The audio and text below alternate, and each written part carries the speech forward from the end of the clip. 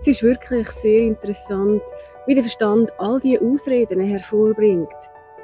Ich werde es falsch machen, es wird mich wahrscheinlich überfordern. Ich werde wahrscheinlich schlecht drin sein. Niemand wird meine Dienstleistung buchen oder mein Produkt kaufen.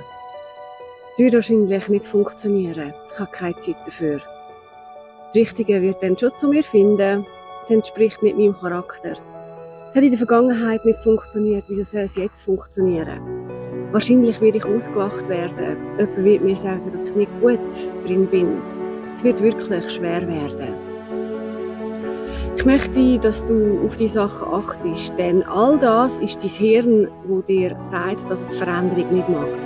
Nicht, dass du nicht fähig wärst, nicht, dass du nicht gut drin wärst und auch nicht einmal, dass es schwer muss sein. Dein Gehirn hasst Veränderung. Also wenn immer die Gedanken auftauchen, Challenge sein. Was wäre, wenn es besser läuft, als ich jemals für möglich gehalten hätte?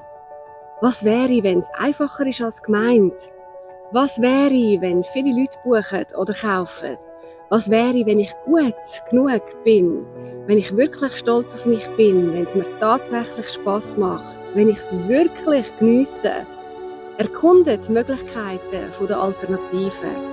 Denn letztendlich kannst du selber entscheiden, ob es schwer wird sein oder ob es dir leicht fallen wird. Ob du lieber daran denken willst, dass niemand bei dir kaufen wird oder über die Möglichkeit, dass die Leute wirklich bei dir kaufen.